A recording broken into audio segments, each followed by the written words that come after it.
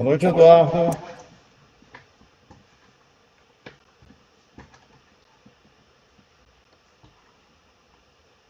Boa noite, Renato. Boa noite a todos.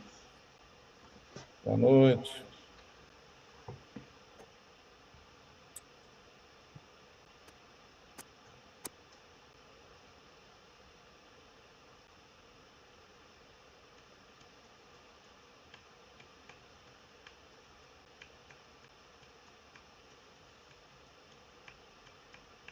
Mandei para eles aqui.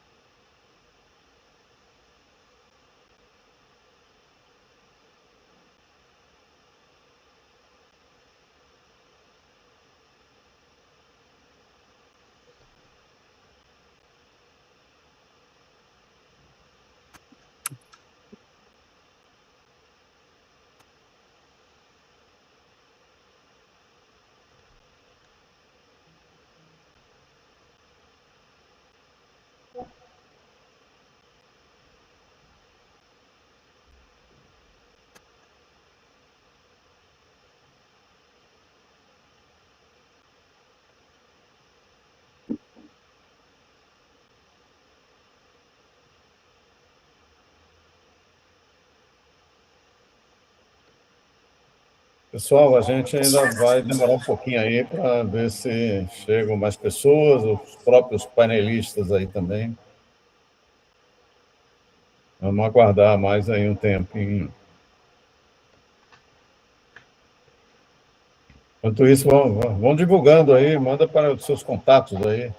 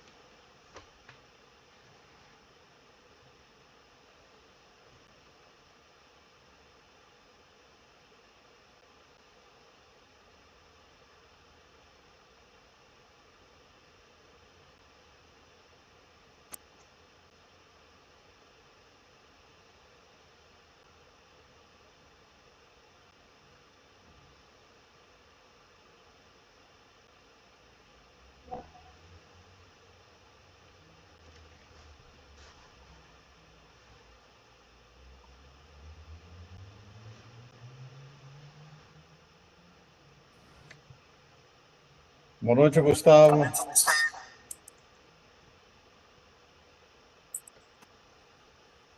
noite, Renato e demais.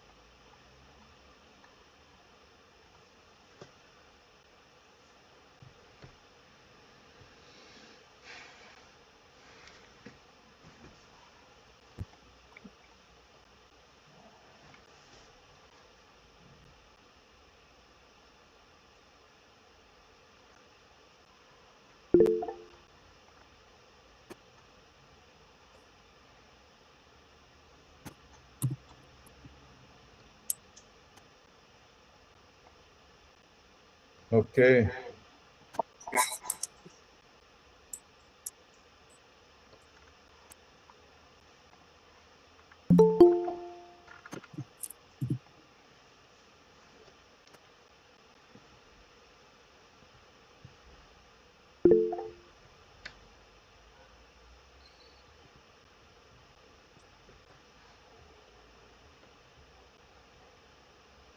Vamos começar, Renato?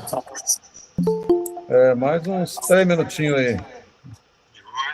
Deixar para 19h45, 2 minutos agora. Aí, Caetano, boa noite. Beleza? Como é que vocês querem fazer? Não, a ideia é cada um de vocês, panelistas, Rubinho, você, Sueli e Sila, cada um falar 10 minutos inicialmente, depois abre o debate para questões, sugestões, perguntas e reflexões por aí. Tá bom? Beleza.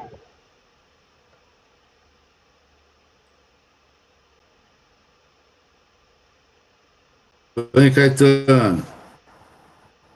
Oi. Opa lá.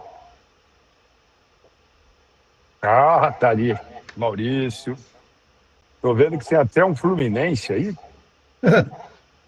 O cara ainda é Fluminense ou será que já mudou, já deu uma evoluída? Eu tô de uniforme de F-Bons aqui, ó. Não tô falando de você, não. Tô falando de um outro rapaz aí que se escondeu agora. Fui falar do Fluminense e o cara fechou a câmera. Vamos ver se ele aparece aí. Ó. Já tirou o microfone, mas não tá mostrando a cara. Ó. Vai falar. Travou. É porque travou aqui, meu. É o Adilson, né? Tá bom. Então, está Não faltando aí dou, para a Sila e a Sueli, que a Sueli falou que vai entrar agora e pediu para ser a última. Então, a ideia, viu, Caetano, a gente começar com o Rubinho, depois vamos ver se a Sila entra logo depois do Rubinho, senão você entra, tá bom?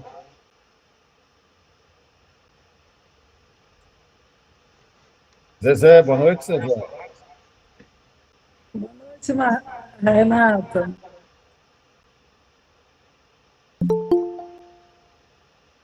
Então, pessoal, vamos lá, né? Acho que o pessoal vai chegando, a gente vai começando. Então, primeiro, a Sueli entrou aí, beleza? Boa noite, Sueli. Boa noite, gente. Desculpa o atraso. Não, tranquilo, beleza. Estamos começando agora, viu? Sempre tem uns minutinhos aí de atraso, o povo entrando. Então, primeiro, boa noite para todo mundo aí, para todos, todas. E esse é um webinar aí do F-Bons, né, do Fórum Brasileiro de ONGs, Movimentos Sociais para o Meio Ambiente e Desenvolvimento, né? Um F-Bons que começou na COP0, né, que a gente chama na Eco 92, a COP0, que a gente lá organizou naquela época da Eco 92, o Fórum Global e tal. E a gente pensou nisso agora para fazer uma discussão e uma avaliação do processo aí da COP, né? Todos nós participamos lá, ou diretamente, ou presencialmente, ou virtualmente, todo mundo, eu acho que contribuiu nesse processo, né? A COP, como a gente acha, não é apenas um evento, apesar do evento em Belém ser super importante, né? Mas é um processo que começou lá no ano passado, né? A gente chamou sempre de pré-COP ou rumo à COP, né? Com várias discussões e tal, depois um evento de Belém, e agora já estamos no pós-COP, né? Onde várias questões a gente precisa tratar para ver o que vai acontecer daqui para frente a partir das decisões, ou a falta de decisões lá. A gente achou, né, e a nossa avaliação com o F-Bons, e a minha particular, é que a participação da sociedade civil lá em Belém foi muito boa, foi o ponto alto, talvez, de todo o evento, né? né, apesar de algumas dificuldades até de presença das pessoas, das organizações, mas eu acho que teve uma participação bastante relevante, né? O FBONS teve nesse processo uma participação ativa, desde a pré-COP, com a organização da Cúpula dos Povos, da assinatura e elaboração de documentos, fazendo incidência política, né, dialogando, articulando várias iniciativas nesse sentido, junto com vários parceiros que estão aqui, parceiros que não estão aqui diretamente, mas que contribuíram nesse processo. A COP, eu acho que lá em Belém foi muito interessante, né? Na Cúpula dos Povos, na Embaixada dos Povos, que foi da rede GTA, na Casa da Mata Atlântica, a gente organizou com a Rede Mata Atlântica, e tantos outros eventos aqui que vai ser difícil falar em todos, vão ver os panelistas aqui, depois quem puder contribuir também, outros eventos que aconteceram. E também na parte oficial, vamos dizer assim, da ONU, que era na Green Zone e na Blue Zone, na Green Zone aberta para as pessoas, o público em geral, e a Blue Zone, a Zona Azul, para quem teve credenciamentos, né? Algumas pessoas tiveram, algumas organizações tiveram, alguns que estavam aqui presentes também, né? Nas negociações, e o FBONS contribuiu nesse processo, principalmente o nosso parceiro aí, Rubinho, pelo FBONS, sempre presente nessas negociações. Então, a gente convidou aqui 4 pessoas que a gente considerou importantíssimas, tinha mais outras tantas importantes também, logicamente, para dar uma contribuição inicial. A FBONS e eu acho que outras organizações e movimentos vão fazer eventos daqui para frente também. 2026 vai ser um ano importante, tem processo eleitoral, tem um monte de coisa que vai acontecer e que a gente precisa estar bem atento e participando. Bom, eu não me apresentei inicialmente, né, mas acho que alguns talvez não me conheçam, eu sou Renato Cunha, do Gambá, aqui da Bahia, e da coordenação do FBONS, desde há um tempo com os parceiros aqui, Maurício, Ângelo, Rubinho, né, e Adilson, que fazem parte aqui, dos que eu estou vendo aqui, que fazem parte da coordenação do FBONS. E tem a presença aqui da nossa secretaria, né, como Vitória, Ana, que fazem parte da parte, né, de organização do FBONS atualmente. Então, a gente pensou dar 10 minutos para cada um dos painelistas iniciais, né, depois a gente abre para questões, levantamentos, perguntas e tudo mais. Então, a gente pensou 10 minutos para cada um. Então, vamos começar com o Rubinho aí, que é Rubens Borne, que é da Fundação Esquel, né, e da coordenação do FBONS, que, como eu falei, e já participando, né, e participante de quase 20 COPs aí, né, desde a COP 0 até a 30, e acho que faltou umas 10, né, Rubinho? E depois a gente vai convidar também a Sueli Araújo, que é do Observatório do Clima, né, coordenadora de políticas públicas do Observatório, professora, já foi presidente do IBAMA, né, agradeço aí sua presença. Tem o Caetano Scalavino, que é do projeto Saúde e Alegria, também da Cúpula dos Povos, do Observatório do Clima, do GTA e muitas outras coisas, né, Caetano. E a Cila Mesquita, que é da rede GTA, também da coordenação da FBONS, mas ela não chegou ainda, a não ser que eu não tenha percebido, mas talvez não, né? Então, vamos começar com o Rubinho. Rubinho, 10 minutos. Quando chegar perto aí dos 10 minutos, eu te dou um toque, tá beleza? Renato, obrigado. Boa noite a todas e todos. Uma satisfação aí estar com vocês, estar tendo talvez o privilégio de começar a tocar nos temas. E queria também ouvir muitos colegas, não só a Sueli, o Caetano e a Cila, mas as outras pessoas. Rubinho, só para quem puder depois colocar no chat o nome, a organização, para a gente ter registro aí da presença das pessoas, que eu já agradeço, eu já tinha agradecido, agradeço novamente. Vai lá, Rubinho. Vai lá, então, o Renato acabou de citar aqui, eu não cheguei a 20 COPs das COPs numeradas, eu estive em 18 com essa aqui, mas eu estive no processo de negociação da Convenção Quadro de Mudança de Clima, chamava-se um Comitê Internacional de Negociação. Sua primeira reunião foi em 91, mas eu comecei a participar desse processo em 1990, e até a entrada em vigência da Convenção Quadro, que foi em 94, a COP1 foi em 95, esse comitê preparou a COP1 e teve várias reuniões entre a assinatura da Convenção no Rio de Janeiro em 92 e a COP1. Então, talvez vai dar mais de 20 ou 25 desses encontros. Obviamente, na época, os encontros eram muito menores. Se vocês entrarem no site da Convenção Quadro, lá, estatísticas, vão ver aquela curva exponencial de crescimento de entidades credenciadas e de participantes, né? Só para ter uma ideia, em Quioto, em 1997, a delegação brasileira tinha, o governo brasileiro, não sei se tinha 7 ou 10 pessoas, contando inclusive com o então ministro de Ciência e Tecnologia, Israel Vargas, e tinha 3 pessoas, somente 3 pessoas que não eram do governo federal. Uma do setor privado, tinha o Fábio Feldman, então secretário de Meio Ambiente de São Paulo, e eu era a única pessoa de sociedade civil, em Quioto.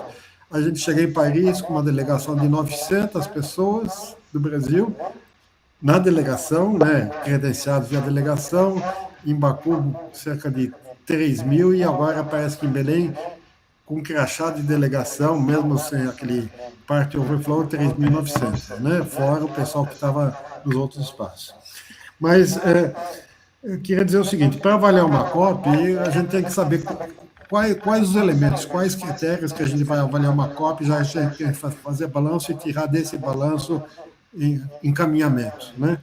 Eu quero confessar que quando eu estive em Paris, e saí de Paris, eu saí um tanto quanto decepcionado, porque eu questionava a arquitetura do Acordo de Paris, talvez influenciado pelo que eu vi da Convenção Quadro, que é um tratado internacional com obrigações de condutas para os países, depois do protocolo Kyoto, que teve uma abordagem de obrigação de resultado, mas olhando o clima global e o quanto cada país deveria, pelo menos do chamado anexo 1, reduzir, a arquitetura do Acordo de Paris era assim, cada país vai escolher o quanto quer fazer, e isso vai virar a tal da NDC, né?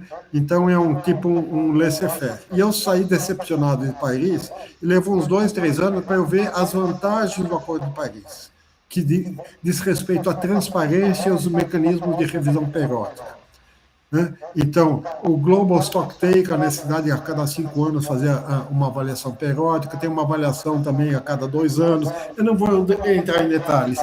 Tem uma série de elementos do Acordo de Paris que permitem exigir transparência dos países que ratificaram o acordo sobre suas ambições.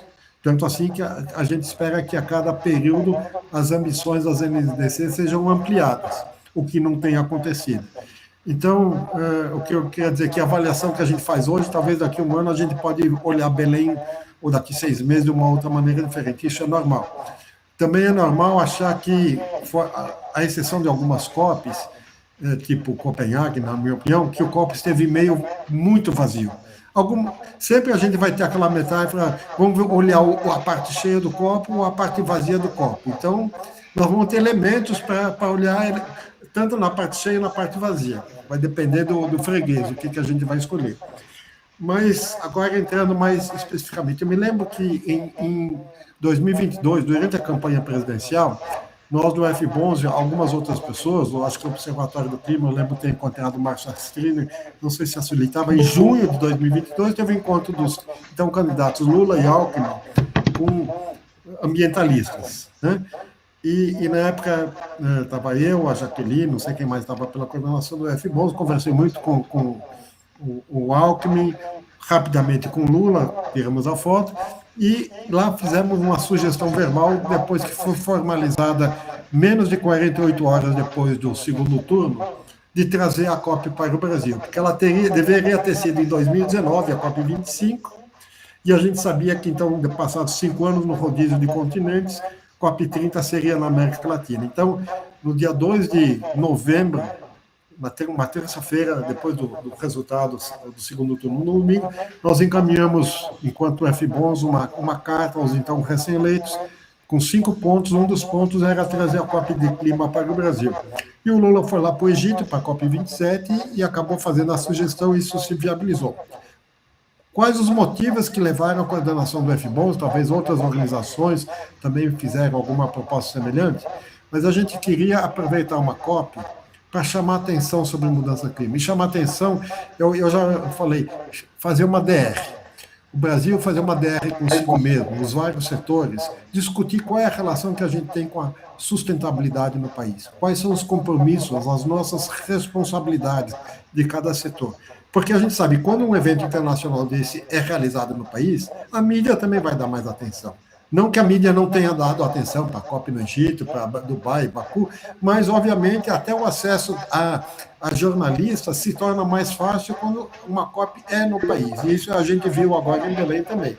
Então, a gente queria exatamente que uma COP no Brasil permitisse mobilização da sociedade, permitisse chamar a atenção da mídia, do poder estatal, enquanto nos vários níveis federativos, municípios, estados e órgão federal, quando a COP é em outros países, em geral vai o pessoal de governo federal, alguns estaduais, algumas associações, tipo a NAMA, mas então era isso, fazer uma grande mobilização, e eu acho que ela ocorreu, nós tivemos mais de 40, 45 espaços diferentes, a casa das ONGs, promovido pela BONG, sem falar na Cúpula dos Povos, que acho que Caetano, e Sila e Sueli vão falar.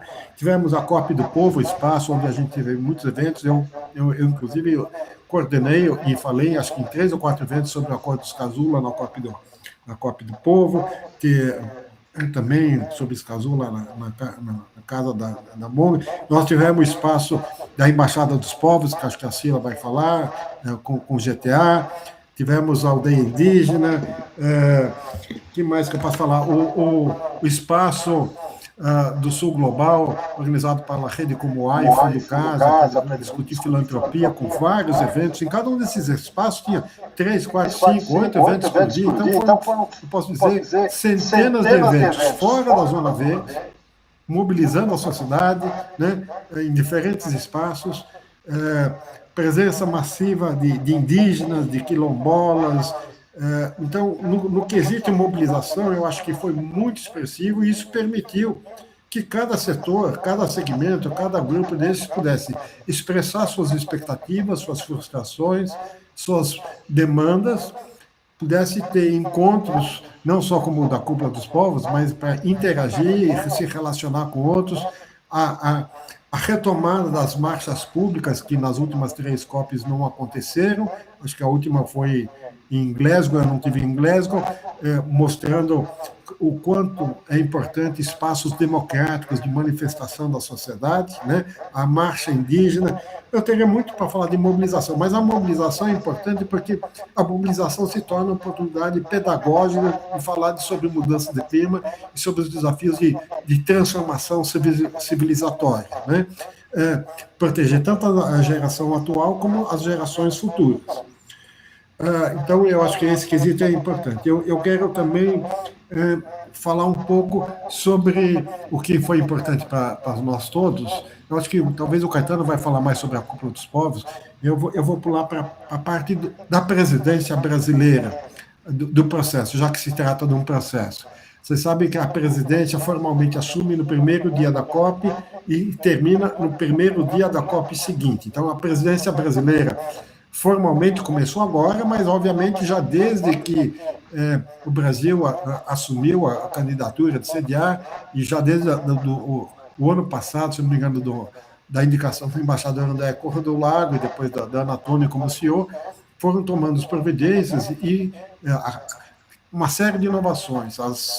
Foram, acho que, 10 ou 11 cartas da presidência, onde a presidência mostrou expectativa de o que esperava dos participantes formais, partes e não partes no processo de negociação, dando diretrizes, rumos à própria ideia do mutirão, e por uma série de razões que a gente pode comentar, porque ele focou não só nas negociações, porque uma COP, a chance de fracassar as negociações, como a gente viu em Copenhague, são grandes, e podemos até divergir. Eu tenho minhas dúvidas o quanto a agenda de ações que são as ações voluntárias, é efetiva exatamente por serem voluntárias, né? Parte das ações voluntárias lá em Glasgow até hoje não foram cumpridas, mas pelo menos isso estimula organizações, inclusive do setor privado, a propor propostas, e agora cabe a nós, a sociedade civil, monitorar se essas promessas serão cumpridas. Eu acho que das inovações também, os 4 círculos, eu queria destacar o círculo do balanço ético global, conduzido pelo secretário-geral e pela ministra Marina Silva, a Rede Carta da Terra, a Terra Azul, fizeram lá em Belém, no dia 7 e 8, também um evento sobre Carta da Terra e balanço ético global. Nós participamos pela FIBONS, fizemos uma sugestão, até antes da abertura da COP, eu falei pessoalmente com o embaixador André Correia do Lago, com a ministra Marina Silva. O balanço ético estava previsto terminar aqui na COP30, nós fizemos a sugestão de, pelo menos, estender até 2028, se não até 2035, porque no processo de negociação tem uma série de metas para 2035, mas em 2028 tem o Global Stocktake, a nova avaliação global de como é que estão a implementação dos compromissos, e eu acho que é importante associar aquilo que a ministra Marina sempre fala, um constrangimento, que é um constrangimento ético-político, a partir de um referencial ético de qual é a nossa responsabilidade no mundo, a nossa não só do Brasil, de todos os países, da sociedade civil, em relação aos esforços de enfrentamento da emergência climática. Então, isso é importante. Nós encaminhamos para... falamos com o embaixador e com a Marina no domingo, antes da abertura da COP, parece que isso foi incorporado. Uma surpresa, de certa maneira, acho que todos nós, não sei, queriam conhecer muito a posição da Sueli, do Caetano e da Sila. Dias antes da COP, vocês lembram que o IBAMA liberou a licença de pesquisa para combustível, petróleo ou outros combustíveis fósseis na plataforma equatorial. Isso nos decepcionou e foi, para mim, uma surpresa. Talvez eu seja ingênuo. O próprio presidente Lula falar de mapa do caminho no encontro de chefe de Estado, na abertura da COP, e agora, na sessão final lá da COP, o próprio presidente da COP ia anunciar que seriam 2 mapas do caminho, desmatamento e combustíveis fósseis. Eu sei Rubinho, um minuto. Tá bom, com isso eu vou terminar. E aí, semana passada, o despacho do presidente determinando que 3 ministérios, Fazenda, Minas e Energia e Meio Ambiente, produzam um rascunho, não sei se é isso que eu posso chamar de mapa do caminho. Nós estamos sabendo que parlamentares, queria destacar o senador Beto Faro, do Pará, e o deputado o Newton Tato, estão trabalhando em algum projeto de lei em relação ao mapa do caminho.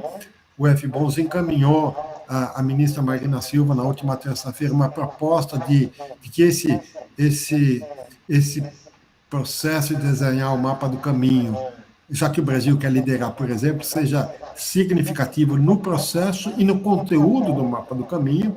Ele tem que estar consistente com a ambição de neutralizar emissões, com a urgência do enfrentamento climático, tem que estar baseado na ciência, tem que respeitar direitos, especialmente em populações originárias e vulnerabilizadas, tem que ouvir a sociedade, tem que ouvir o CONAMA, entre outras instâncias, sem prejuízo da Comissão de Participação Social do Comitê Interministerial do Mudança do Clima. Então, fizemos uma sugestão, já foi protocolada no Ministério do Meio Ambiente. Então, acho que há vários desafios de a gente, especialmente, manter a mobilização e uma postura crítica e que demande seriedade no pós-COP, e nós temos, então, já que o mandato da presidência brasileira é até o primeiro dia da COP, que vai ser na Turquia, nós temos que estar muito bem articulados entre nós, entre as várias redes aqui, GTA, Observatório do Clima, Fórum de Mudança do Clima e Justiça Social, para, de forma coletiva, se possível, ou em sinergia, criar essas demandas, criar uma participação significativa, ainda mais porque ano que vem é ano eleitoral. Então, acho que são muitos desafios que cabem a gente. Ontem mesmo eu estive num evento em São Paulo presencial, falando com uma das pessoas que foi designada como champion, né, o campeão lá, e que vai continuar nessa função. Então, temos desafios de manter a articulação. Eu não sei, o Maurício Lache me disse que hoje de manhã teve uma avaliação da Cúpula dos Povos, talvez o Caetano vai nos brindar mais informações, mas o desafio continua. Como diz, na minha época, a luta continua, companheiro. Então, seguimos em frente. Câmbio. Valeu, Rubinho. Obrigado aí, você que participa tanto na parte oficial, né, das negociações, quanto na sociedade civil, nesses vários temas e articulações que você acabou de falar para nós aí e tantas outras. Agora passaria então para a Sueli, como a gente falou, a Sueli Araújo coordena políticas públicas, coordenador de políticas públicas lá do Observatório do Clima, professora, ex-presidente do IBAMA, com larga experiência nessas discussões todas. Até, Sueli, deixaria uma questão para você. Essas manifestações todas que acontecem com a sociedade civil, o que consegue influenciar nas decisões dos governos que tratam lá das negociações, dos consensos e tal? Isso é sempre uma coisa que me vem à cabeça. Será que a gente funciona mesmo, né, nessa incidência política? Então, a palavra é sua aí, amiga. Bom, obrigada, Renata. É um prazer estar aqui com vocês. Eu acredito que funciona assim. Nossa pressão ela é mais poderosa do que imaginamos. Eu acho que no dia a dia, no país e nos fóruns, nos grandes debates internacionais também, né? Eu achei a COP30 mais participativa do que eu imaginava antes de chegar lá. Achei a cidade de Belém muito receptiva, muito amorosa com todo mundo. Então, podia não estar tão organizado tudo, mas as pessoas estavam num clima de que queriam nos receber bem. Pelo menos foi isso que eu senti nas ruas, né? Eu fiquei na Blue Zone acompanhando a adaptação, e a adaptação foi um tema, talvez o tema com o resultado mais consistente em termos de documento. Se esperavam, na discussão eram os indicadores para a meta global de adaptação, e se esperavam cerca de 100 indicadores, o acordo foi em cima de 59, mas o documento eu pessoalmente achei razoável, acho que é um bom caminho. E eu fiquei contente pelo fato de a adaptação ter ganhado uma exposição que não é comum, né? Eu sou da turma, como você, Renato, que estava lá na Rio 92, né? A gente vê muito mais mitigação do que adaptação nesse processo histórico, e até pela crise climática, pelos eventos extremos, a adaptação está ganhando força. E isso, para mim, ficou claro na atenção que foi dada à adaptação na COP30. Nesse ponto, eu fiquei bem satisfeita. Fiquei satisfeita também com a inserção de referências a afrodescendentes, a gênero, né?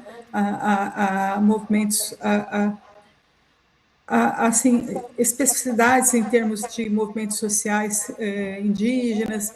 As referências a esses grupos estão em vários dos documentos aí do pacote de Belém, isso é importante também.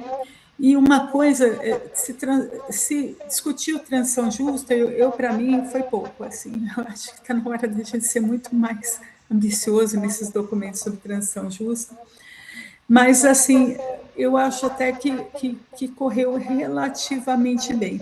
A gente espera muito mais por causa da gravidade da crise climática. Eu não nasci para ser diplomata, e, para mim, o ritmo da diplomacia está sempre aquém do ritmo da crise climática, isso é um incômodo pessoal meu, mas eu acho que, de alguma forma, a COP30 mostrou que o multilateralismo não está morto, né? Que essa era uma das grandes dúvidas durante o ano, né? Eu achei que as discussões ocorreram, com menos vigor em relação do que a gente gostaria em relação a ambições de redução, de corte mesmo de emissões, frente ao tamanho da crise climática.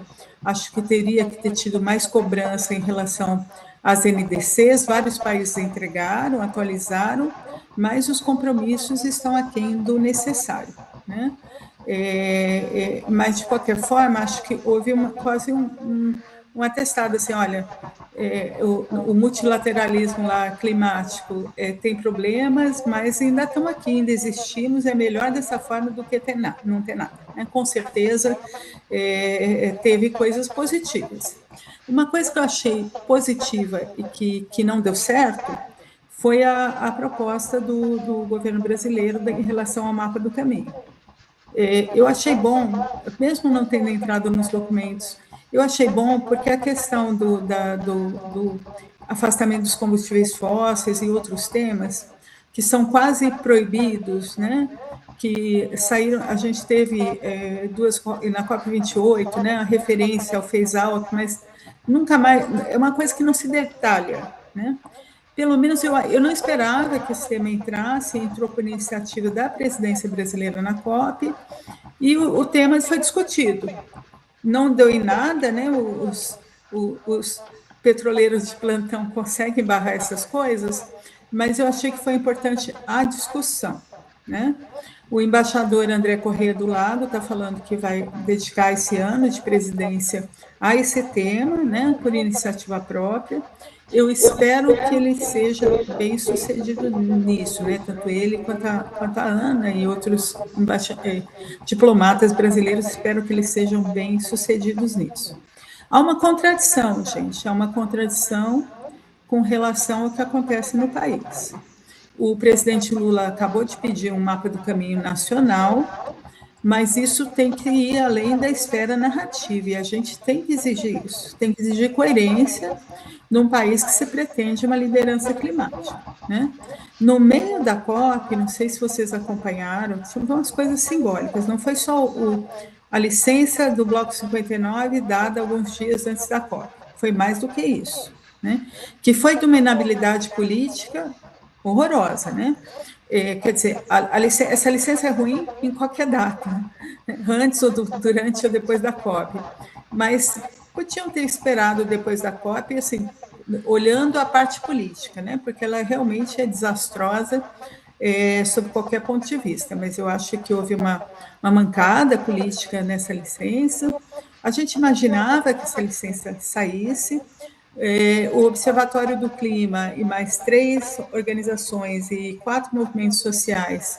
Então, estamos conosco, tá? A PIB, COIAB, CONAC e CONFREM dos pescadores, mais OC, Araiara, Greenpeace e WWF, entraram com uma ação judicial contra essa licença do Bloco 59, 2 dias depois da licença. A gente já vinha preparando essa ação judicial há alguns meses. E nós fomos para a luta. Nós estamos processando o governo por essa licença, entendendo que ela tem uma série de problemas técnicos, além da questão de não ter havido consultas às comunidades tradicionais, que é um ponto forte da ação, que não ocorreu, né? De qualquer forma, fomos para a luta, né?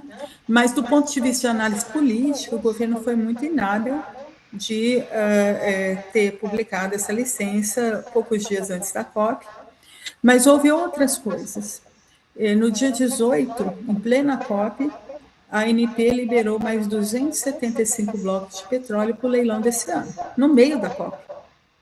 2 dias depois da COP, o governo sancionou a extensão dos benefícios à produção elétrica por carvão mineral, que valia só para Santa Catarina, para todos os lugares que tiverem produção de carvão mineral, é o sul do país, né? Paraná e Rio Grande do Sul passam a ser beneficiados também.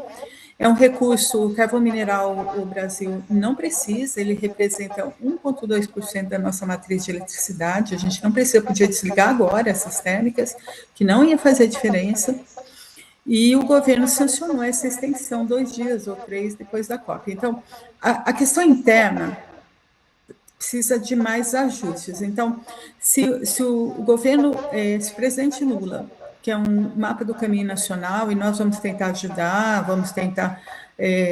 ajudar naquilo que a gente pode. O Observatório do Clima tem um estudo grande de energia, que é o Futuro da Energia de 2024, com muitos dados e muitas propostas, e a gente vai tentar levar essas propostas para o governo, para o mapa do caminho, mas o governo precisa garantir coerência, porque se nós olhamos no plano clima, no setorial, de energia no plano clima mitigação, nem quase a palavra petróleo, acho que se achar é na justificativa.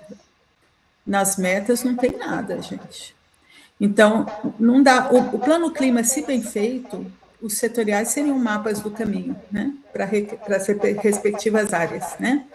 Mas o que acabou de ser aprovado pelo Comitê Interministerial de Mudança Climática, do Clima, sim, eles ainda não publicaram. Eu estou falando pelo o que eles publicaram como minuta para sugestões, e nós apresentamos sugestões.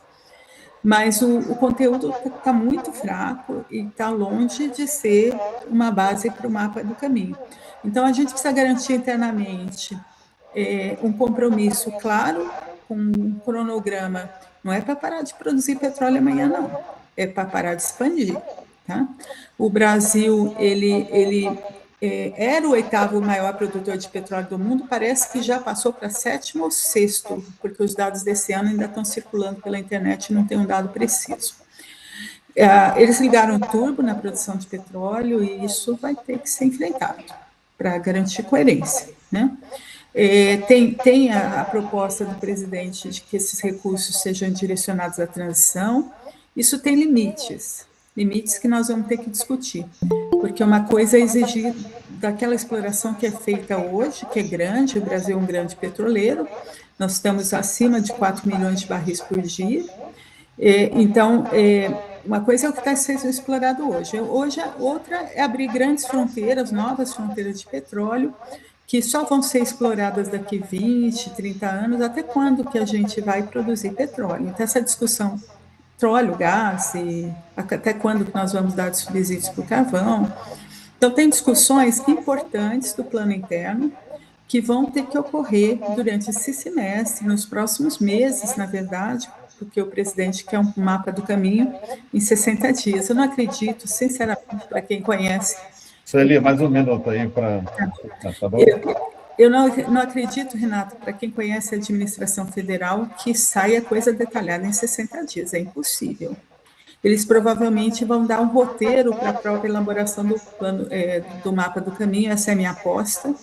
Mas o que eu acho que a gente tem que exigir é coerência, porque a proposta do Brasil no nível internacional, para mim, é bastante importante. E eu torço para que eles consigam avançar. Mas eu torço também para que a gente garanta coerência entre o que a gente está propondo lá fora e o que a gente está fazendo internamente. Então, essa é mais ou menos... Mas, no geral da COP, Renato, só para fechar, eu saí, assim, mais satisfeita, porque eu imaginava pouco, sabe? Eu achei uma COP razoável, uma COP importante, e uma COP muito alegre para cima e com um tom de cooperação nas ruas. Isso foi bastante interessante. Valeu, Sueli, obrigado. Eu também, eu acho que a gente sai energizado, né, da COP, apesar de todas as dificuldades. E só queria lembrar também, dentro desses problemas internos aqui no Brasil, a questão do PL da devastação, que acabou sendo aprovado com derrubada dos vetos, é outra preocupação enorme que a gente está... Renato, nós estamos terminando a petição, nós estamos terminando uma petição, vai ser pessoal... o PV apresentou uma petição, mas a gente sabia que o PV ia entrar antes. Vamos de pessoal e rede nos próximos dias, numa petição que já está com mais de 200 páginas. Está uma coisa bem bacana e bem bonita, e vamos lutar por essa liminar. E só um outro comentáriozinho rápido, a questão do mapa do caminho, né? Diminuir a questão do petróleo e do desmatamento, mas a gente tem que pensar que transição energética que a gente precisa também. Acho que todo mundo sabe os problemas das energias renováveis aqui no Nordeste, por exemplo, de conflitos, de problemas, tanto na solar quanto na eólica. Mas vamos para frente aí, agora, meu amigo Caetano, para falar aí sobre na sua avaliação e os próximos passos aí, você que esteve bem participando aí da Cúpula dos Povos, no Conselho Político, na organização e tudo mais. Aí, a palavra é sua, meu amigo. Bom, boa noite a todos, todas. Super obrigado aqui, Renato, pela oportunidade. Estamos nesses corres aí de final de Só ano. uma questãozinha, secretário, eu acho que a Cila entrou aí, né? Que eu tô... Cila chegou, né? Valeu, Cila. Depois de Caetano é você com a palavra, viu? Tá bom? Vai lá, Caetano. Presidenta. Minha presidenta. Aí quando o Maurício me escreveu, eu falei, a gente está saindo, eu estou saindo, emendei do seminário anual nosso para esse, mas é porque são vocês, né? Bom, depois do Rubinho, depois da Sueli, eu não tenho muita coisa para falar. Eu vou falar uma coisa completamente do que eu pensei que eu iria falar, porque eles já meio que falaram em relação à COP, basicamente, aí, concordando com ambos.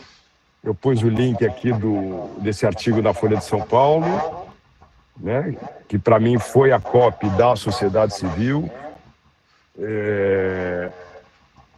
E aí, para não repetir, né, o que eles colocaram, eu vou além, né, além e com o meu otimismo e o meu ceticismo. Então, no que depender para mim de tomadores de decisão, ou no que depender do próprio sistema de ciclos anuais das COPs, eu não vejo muita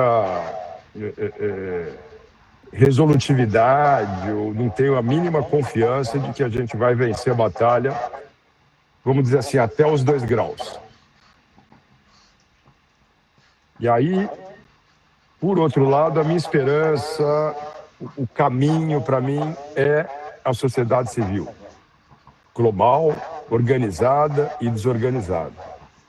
É legal que o Rubinho está aqui porque ele é testemunha da gente na cúpula da Amazônia, andando ali na marcha, falando, pô, Rubinho, agora quando era o Bolsonaro, ninguém soltava a mão de ninguém, bastou o Bolsonaro sair, todo mundo soltando a mão na cara de todo mundo. E talvez a gente vai esquecer rápido da força da unidade que a gente conseguiu ter e o quanto que a gente conseguiu barrar a partir dessa unidade durante os 4 anos de Bolsonaro, coisa que praticamente está passando tudo ao longo desses 3 anos do governo Lula. Você não tem mais aquela sociedade civil diversa, colorida, entre entes que, inclusive, nem toda hora conversam, se amam, alguns até se odeiam, mas dada a situação, todos contra o Bolsonaro, aquilo nos uniu de tal maneira que nos deu uma força de tal maneira, relevando ruídos, problemas, essa coisa toda, que conseguimos ser mais efetivo em relação a conter danos e retrocessos ambientais do que sob um governo cujo Ministério do Meio Ambiente é liderado pela Marina Silva. Tudo que está passando hoje não é de agora.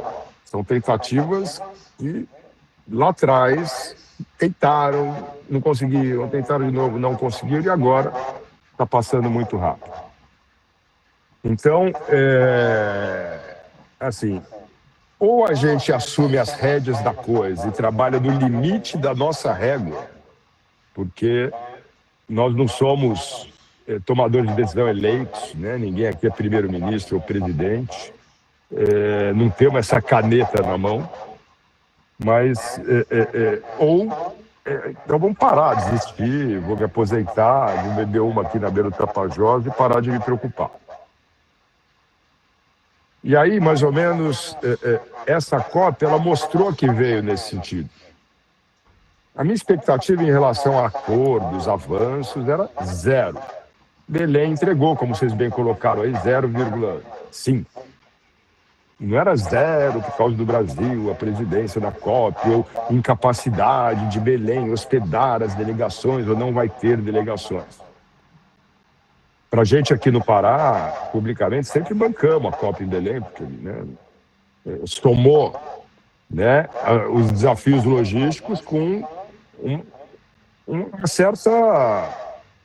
certo preconceito sul-norte em relação à COP. O Adilson tem até um bom artigo em relação a isso, o Adilson aqui, né? Não estamos negando as dificuldades logísticas, essa coisa toda, mas você tem que responder durante meses para 10 a cada 10 jornalistas sobre hospedagem, logística, e não poder falar em nenhum momento, ou ser questionado em nenhum momento, que outro tipo de abordagem a gente poderia ter, analisar, refletir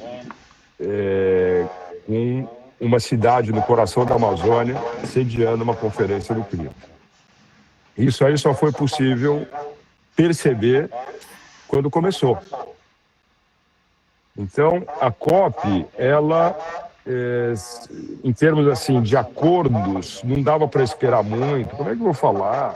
Vamos assinar 1,3 trilhão de dólares sem os americanos, né? Com a Europa em guerra, com a Rússia nem aí, com a China não querendo avançar, né? O único consenso que a gente tem entre os que se dizem líderes da humanidade é mais dinheiro para a arma. O clima, e não é de agora, já está relevado a segundo plano. Só no ano passado gastou-se 2,7 trilhões de dólares com rotinas militares e guerras, e a gente está lutando ali por 1,3 trilhão ano para adaptação, principalmente para os países menos abastados. E mesmo se você estabelece um acordo numa COP, como Copenhague, 100 bilhões por ano, a partir de tal... Nada é garantido de que vai acontecer. Isso não quer dizer que tem que acabar as COPs. É melhor com COP do que sem COP, é melhor com ONU do que sem ONU.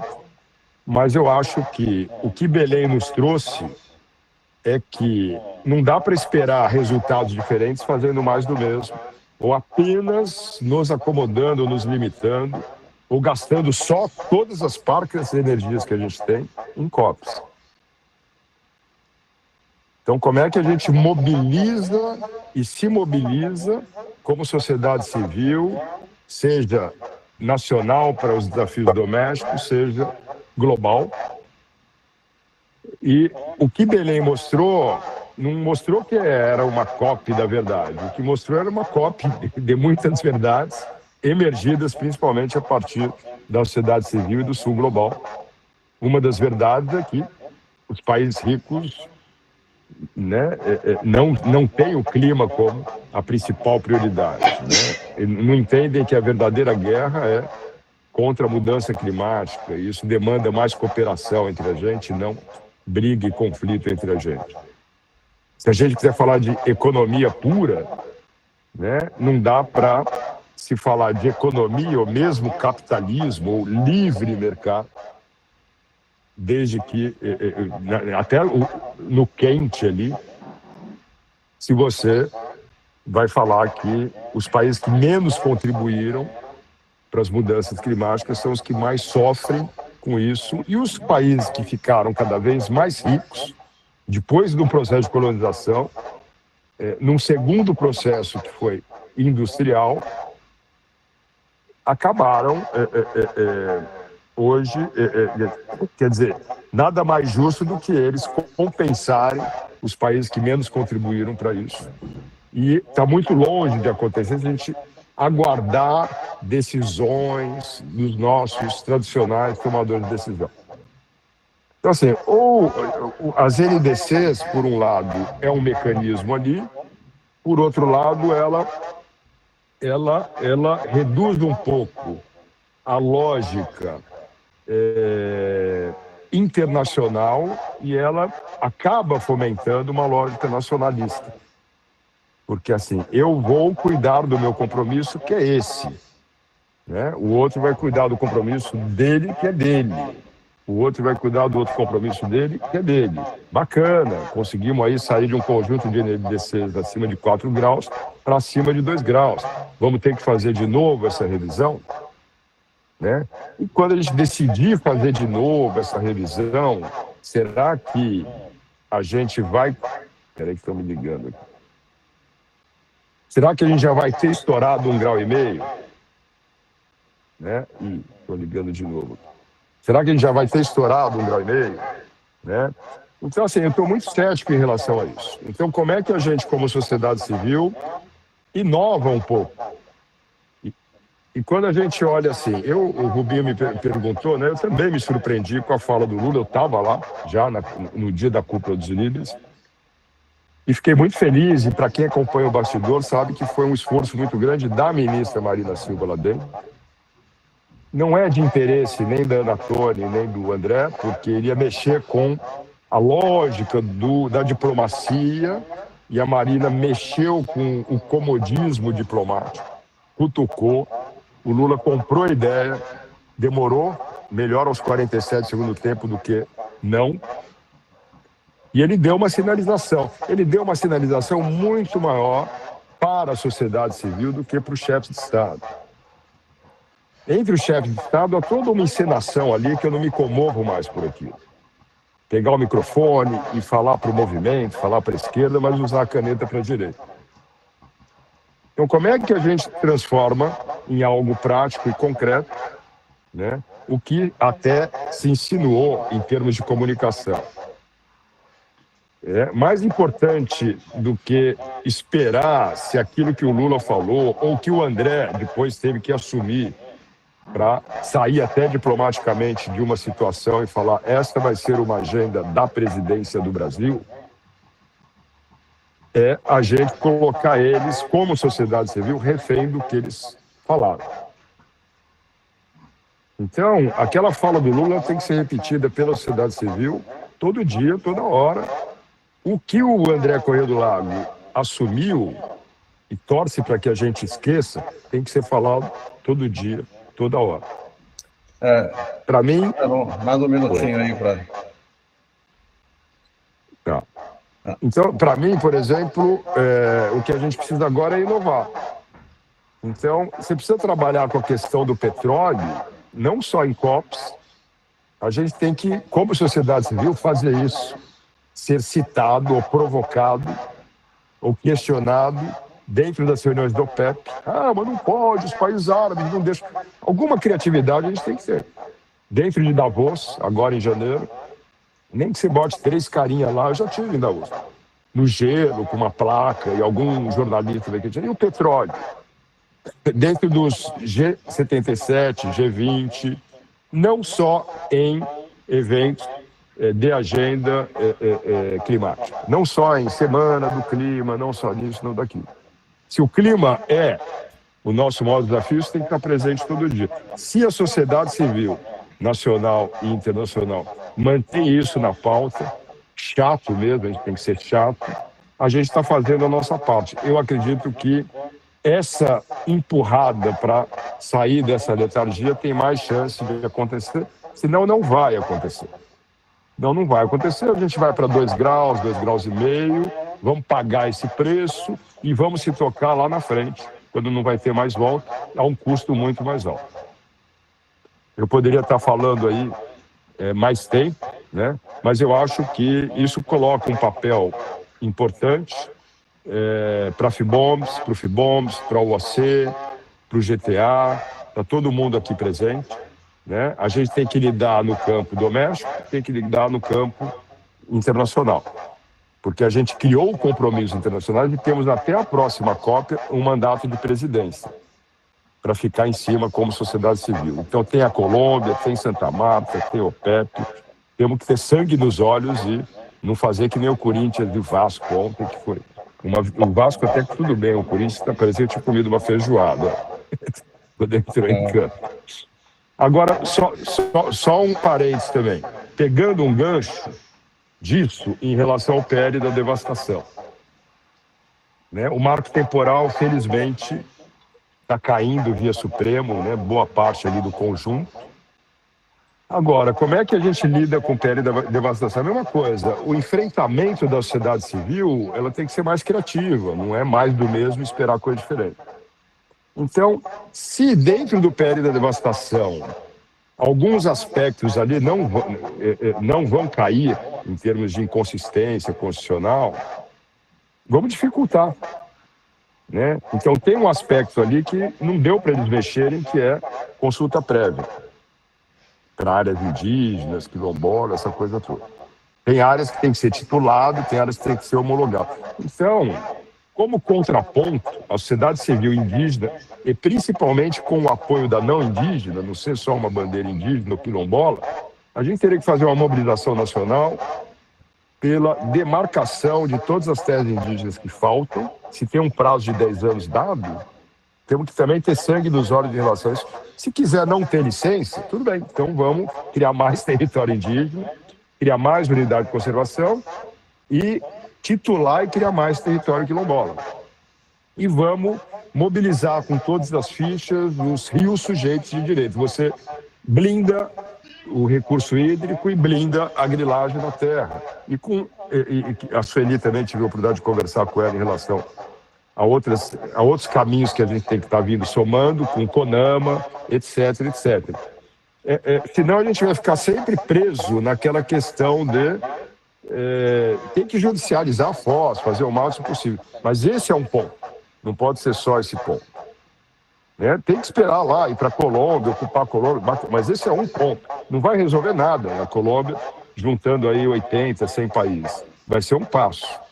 Então, a gente tem que ter um plano permanente, inovador e criativo como sociedade civil, seja para as nossas causas domésticas no Brasil, seja para as causas globais.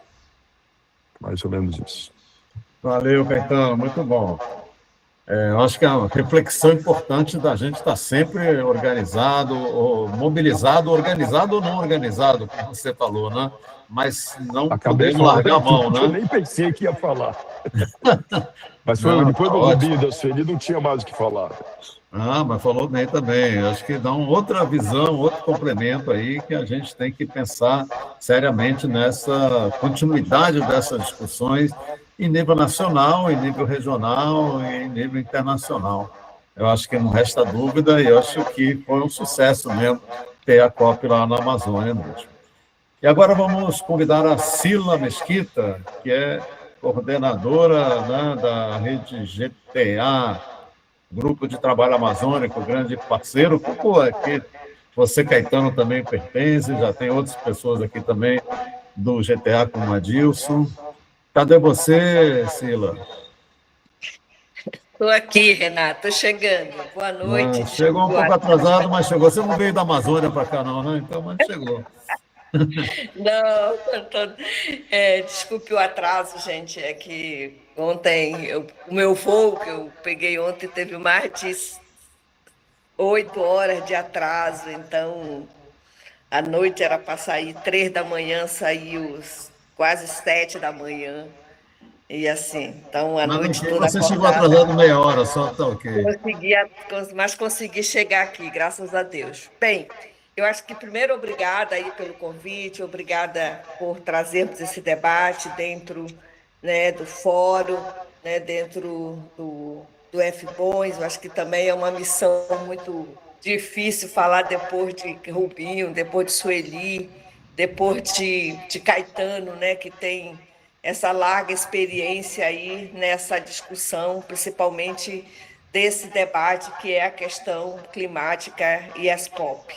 Mas a gente traz também alguns pontos, né, a partir da fala de todos, que para nós, né, do movimento social, né, dos movimentos socioambientais, eu acho que a COP30 ela não foi só, né, esse momento onde a gente se encontrou para discutir, para reivindicar, para debater, mas foi um espaço de construção, de fortalecimento da sociedade civil, né? Não só no Brasil, né? Mas como internacionalmente.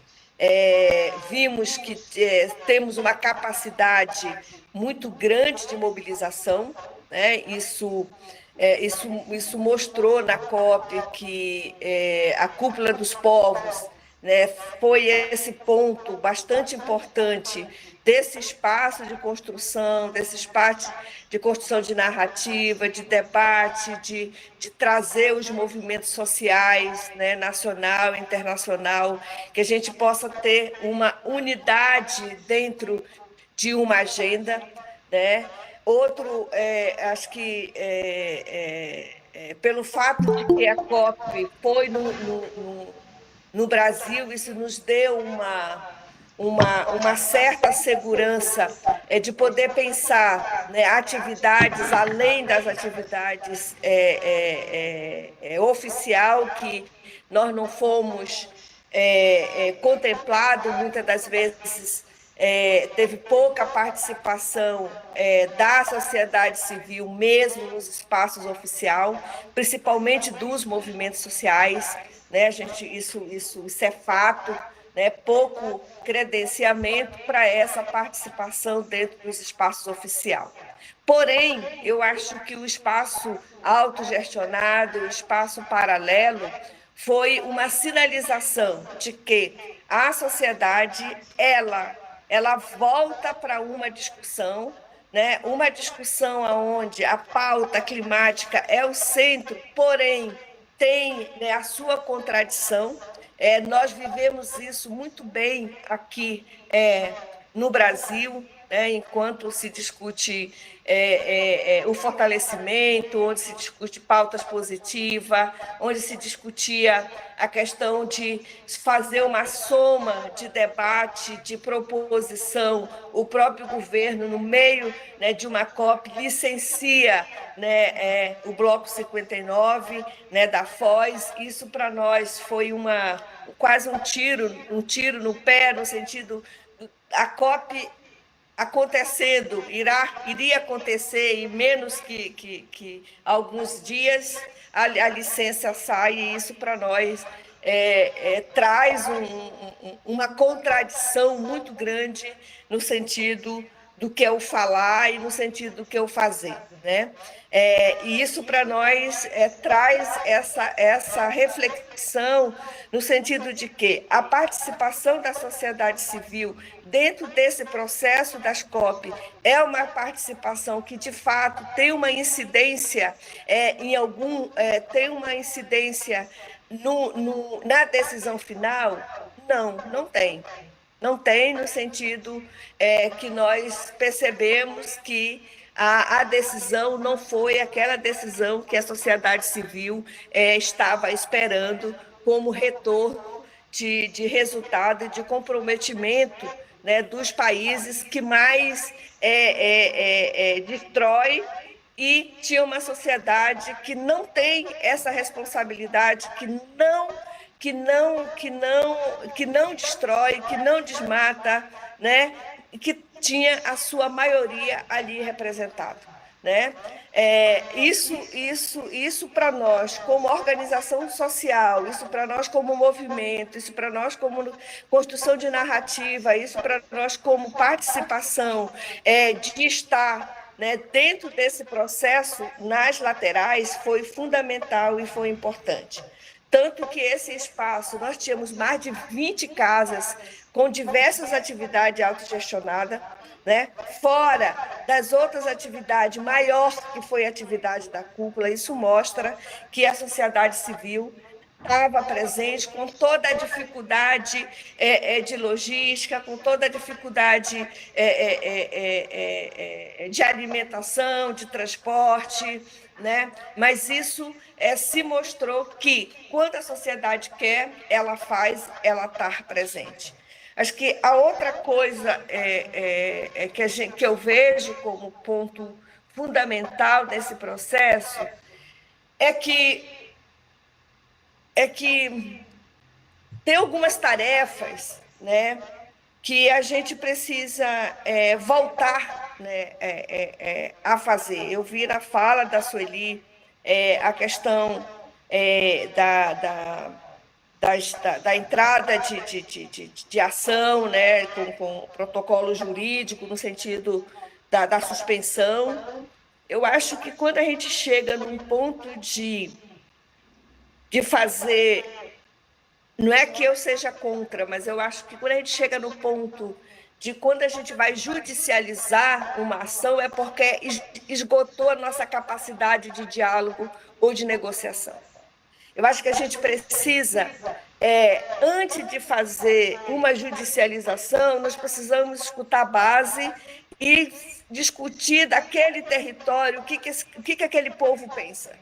Nós somos a favor, como que nós queremos, nós somos contra, como que nós queremos. Eu acho que discutir essa iniciativa é importante para fortalecer a sociedade civil, seja os movimentos de base, seja os grandes movimentos do campo e da cidade, que essa construção seja uma construção que possa ser fortalecida, coletiva, aonde essas ações tenham a voz, a cara, a necessidade de povos e comunidades tradicionais que estão diretamente ali naquele território, que possa também ser ouvido e escutado dentro de uma ação judicial, como parte, né, desse processo, nesse debate das questões judicializadas. A outra questão que a gente traz também como reflexão, eu acho que vai bem dentro, que Caetano traz um pouco esse comprometimento, a fala do presidente Lula, né? Eu acho que a gente tem que reforçar, a gente tem que dialogar e tem que dizer, né, que a gente tem um presidente que tem esse comprometimento popular, que tem esse compromisso, mas também precisa também ter suas falhas, né? Que é exatamente essas decisões que muitas das vezes é uma contradição entre o discurso e a ação, né? Aí nós temos a questão da privatização dos rios, né? Também uma discussão em plena COP, os rios privatizados, né? Como que isso, as comunidades da Maré, como que as comunidades ribeirinhas, né, foram escutadas, não foram escutadas, mas foi uma ação que veio de cima para baixo e pega.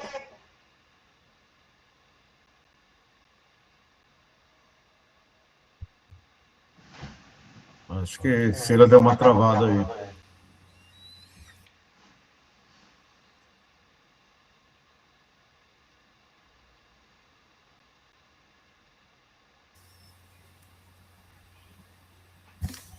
E aí, Cila?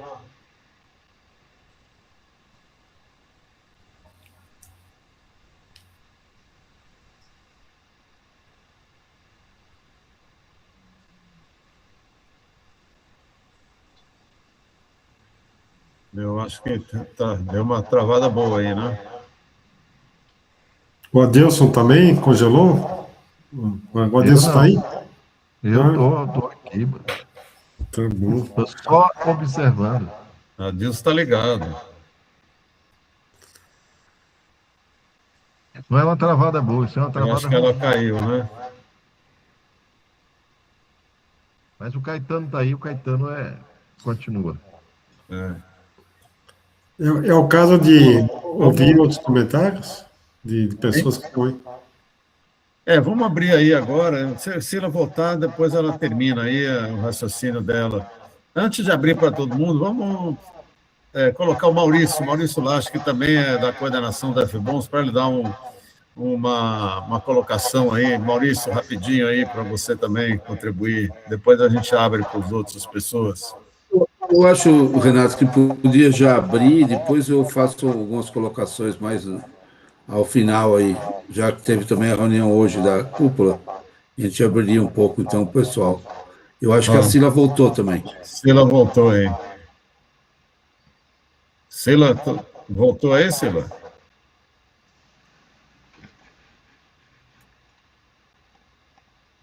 Pareceu que voltou, mas cadê você, Cila?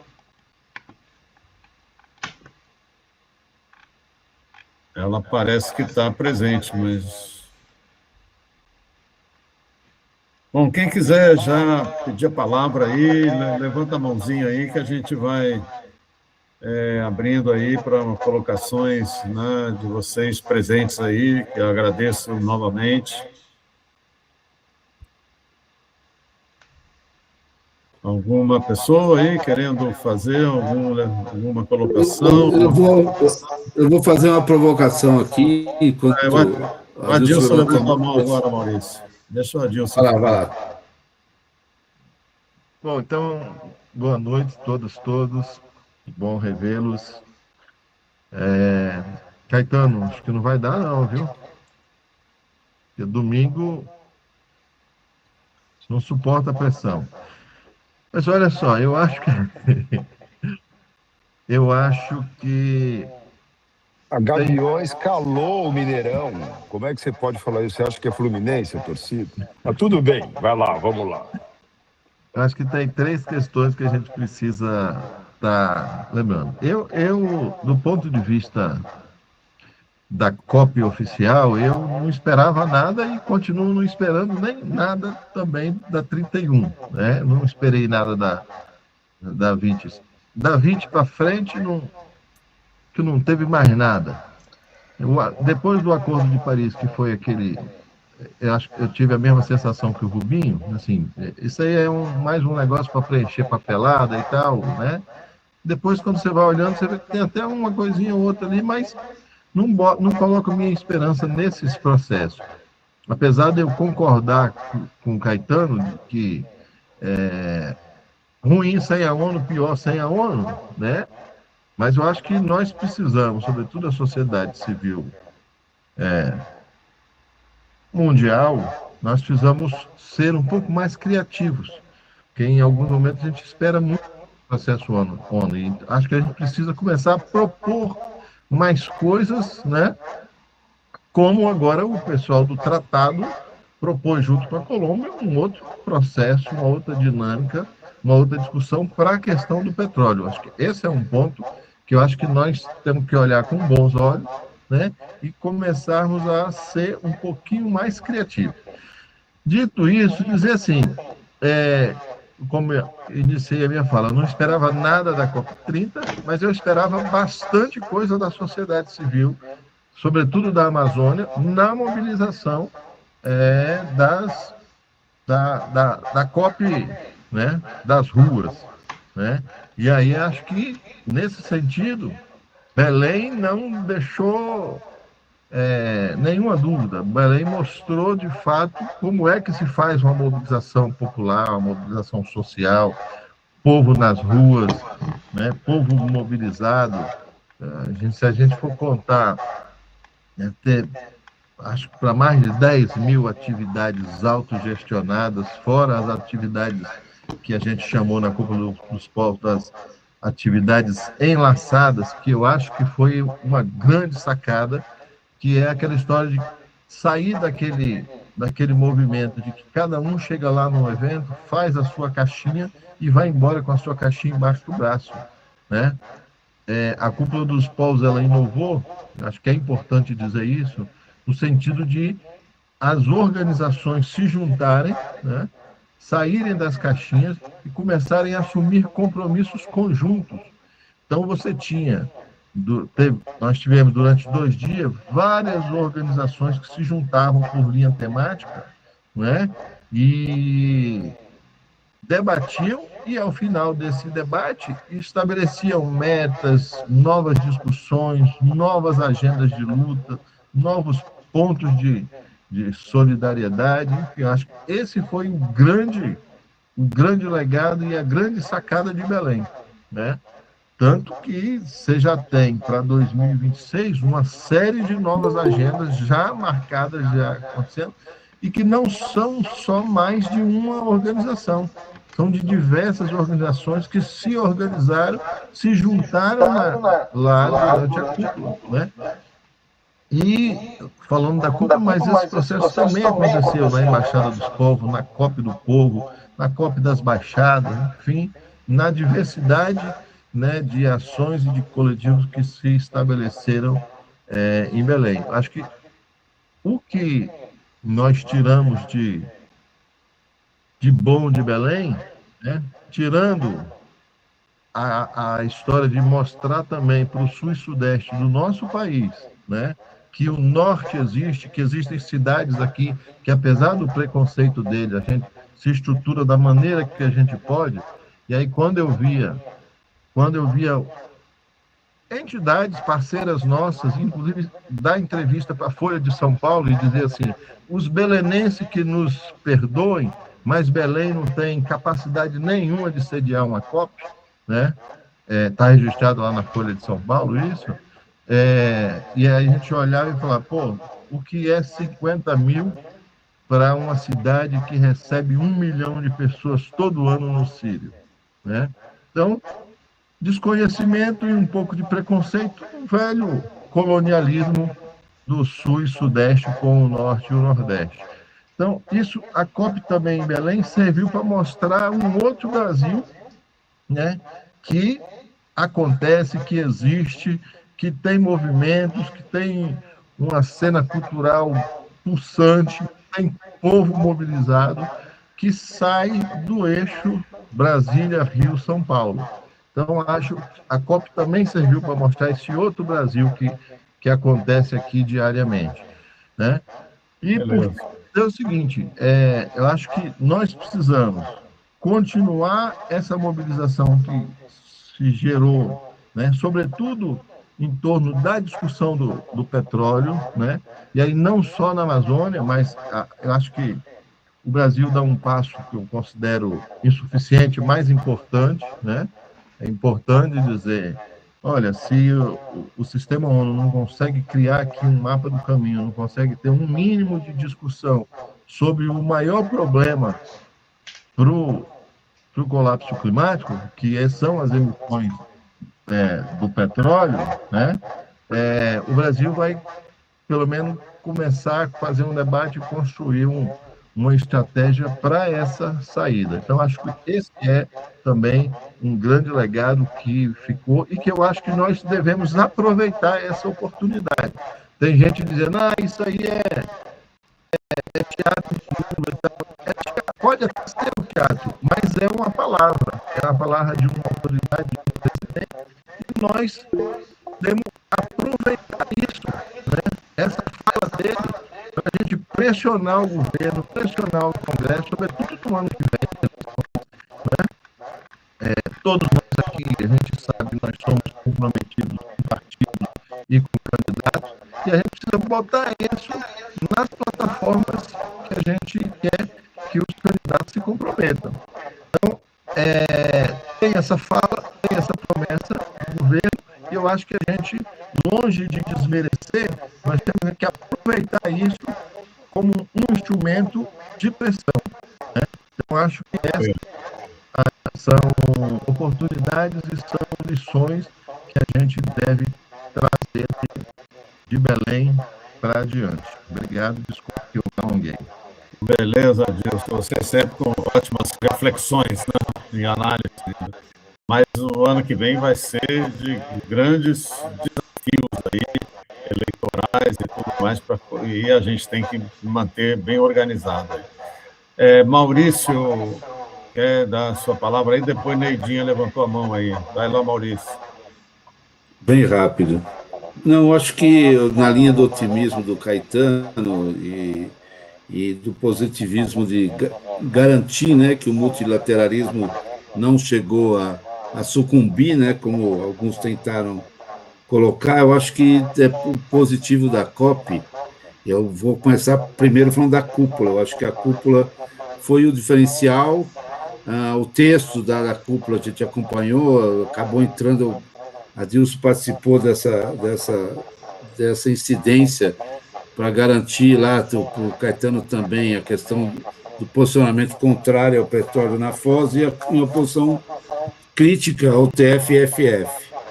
Mas eu estou, na linha do otimismo, preocupado em como é que a gente garante o que o Márcio Macedo chamou de zona vermelha, de manter a potência dessa zona vermelha, ou até mesmo exigir nessa transição de um ano aí com o Brasil na frente, que isso seja uma garantia nas demais COPs. Eu acho que até para democratizar, o próprio quem vê o Acordo de Paris, tem alguns artigos ali que praticamente a gente não se detém sobre ele. O 12º mesmo fala de educação, fala de conscientização popular, fala de participação social, e isso a gente deveria exigir através dos espaços e de garantir também que a incidência seja mais efetiva. Então, acho que é uma bandeira, para além da COP30, que também a cúpula talvez possa colaborar nesses procedimentos de construir, via a nossa presidência, a garantia, mesmo sendo no país autoritário, a próxima, de ter um terceiro espaço, né? Porque a Zona Verde é uma feira, né? Tem um terceiro espaço que a gente costure e que tenha as portas abertas para, em seguida, fazer a incidência. E tem temas também que a gente poderia também forçar, assim como o Caetano falou da questão da despesa com militarização, a questão da dívida também, entendeu? Das dívidas dos países do sul global, deveria ser um dos instrumentos a gente forçar o debate sobre essas dívidas, porque os valores são enormes e não chega nem todo esse esforço do TFFF aí, ou de outros mecanismos de captação de recursos. Eu acho que a dívida seria um instrumento importante para discutir e os governos não terem que continuar pagando o alto juro dos serviços e aplicar isso nas adaptações e demais projetos que poderiam ser construídos a nível de cada nação. A importância da cúpula também, eu acho que é a questão de que levou o debate da COP para os territórios. Mas, por outro lado, e o Caetano vai dar risada, a gente tem comentado como o FBONGS há mais de um ano a necessidade de ter uma agenda de dias simbólicos em que a gente, cada movimento se dispõe a pegar 5% do seu tempo e dos seus militantes para irmos para a rua. Eu acho que isso é fundamental até para sensibilizar, acumular forças, que é o caso de Dia do Meio Ambiente, Dia das Mulheres, Dia dos Direitos Humanos, Dia da Água, principalmente, que é um outro tema subsumido dentro da COP. A gente pensar isso e construir também com pressão popular nas ruas. Por exemplo, a gente fez uma coisa linda lá em Belém, com aquela quantidade enorme de pessoas que foram na rua, mas no mesmo dia poderíamos ter algumas atividades, os próprios movimentos que têm muita capilaridade, algumas cidades também terem feito mobilizações. Isso só se consegue na construção do processo de acumulação de forças. Para aí sim, daqui 1, 2 anos, a gente ter essa capacidade de não só onde está a COP, mas os outros países, o povo ir para a rua, pressionar. E a terceira discussão é a questão da democracia, entendeu? Fica difícil aquela proporcionalidade de decisão que ela tem que ser, não é nem majoritária, né? Ela tem que ser unânime. Se não houver unanimidade, não tem um encaminhamento. Então, a forma de forçar uma maior democracia, nem que seja por proporcionalidade não direta, como seria o ideal, né? Ou seja, os 88 que assinaram a proposta do TFFF ou o mapa do caminho, e fosse 2/3 dos países forçassem os outros países a assumirem. Esse seria o mundo ideal. Mas teríamos que, pelo menos, forçar essa situação, porque nós temos 88 países do mundo democráticos, enquanto que a maioria é autoritário ou é teocrático, e aí esse problema também tem que ser reivindicado, né, debatido. E aí, inclusive, o Acordo de Paris apresenta, no artigo 12, 3 elementos que a gente podia aproveitar nessa estratégia aí, no cômputo geral, o que podemos fazer para pressionar a COP31, a COP32 e por aí vai, além da questão das convenções da biodiversidade e da desertificação, que deviam dialogar mais com todo esse processo, e a sociedade civil tem um dever de fazer pressão para que isso ocorra. Beleza, Maurício. Valeu, então, muito desafio, muita articulação que precisa ser feita realmente, né? Então, vamos passar agora a palavra para a Neidinha, que levantou a mão, e na fala dela, a gente encerra as inscrições aí, já estamos 9 horas e pouquinho, né? Depois tem as considerações finais do nosso painelista, parece que, acho que Sila voltou aí, mas deixa Neidinha falar e depois, se quem quiser levantar a mão agora na fala dela, para a gente depois ir encaminhando para o final aí. Neidinha, boa noite, tudo bem? Boa noite, pessoal. Saudações flamenguistas, mesmo a gente não tendo ganho lá do PSG, Mas a gente foi longe, galera. Mas vou Perder tentar ser rápido. perder 4 pênaltis é demais da conta, né, bicho? É nada, a gente tem que considerar que o goleiro do outro lado era bom, né, gente? Como dizia o Garrincha lá, combinou com o outro lado? Não combinou, pô, pro cara não pegar. Mas aí, o que eu vejo com a COP? Primeiro que eu vejo que a gente saiu um pouco daquela coisa de... Nós passamos de 4 anos sem sair para a rua, só os movimentos indígenas indo para o enfrentamento, e de repente na COP tu tinha outros movimentos.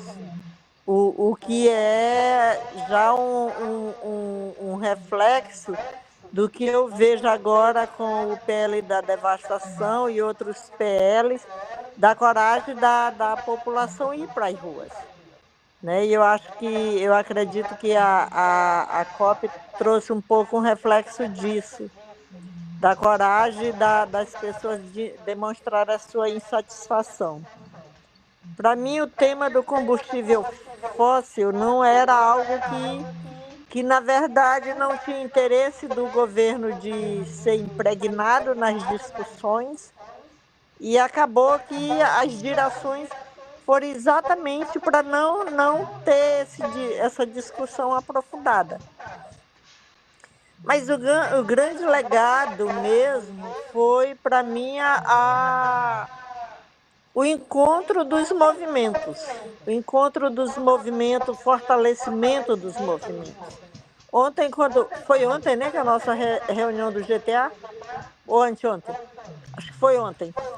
Um dos participantes, ele disse algo muito interessante que eu fiquei pensando, que ele disse, olha, eu nunca fui numa COP, foi minha primeira COP, talvez eu nem vá em outra, né? Mas foi a COP de Belém, aproximou essas pessoas de uma discussão que para elas era muito de ver os líderes, as pessoas que elas consideram que são referência, tal, fazendo a discussão.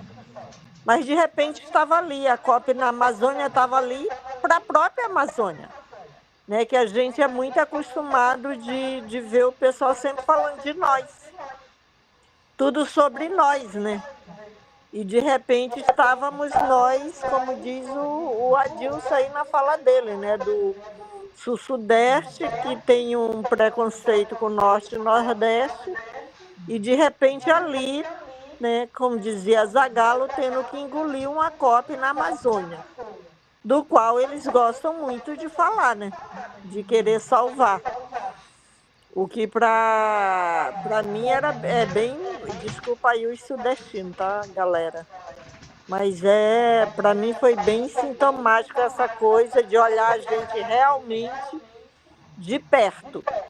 Mas a gente, mais uma vez, não estava na esfera de decisão. Isso é muito claro. Sabe, a gente fala, tudo sobre nós, sem nós, não dá mais, tem que nos ouvir, a gente tem proposta, mas, novamente, era a gente falando para nós mesmos, para os nossos, sabe, sem a gente estar na esfera de decisão.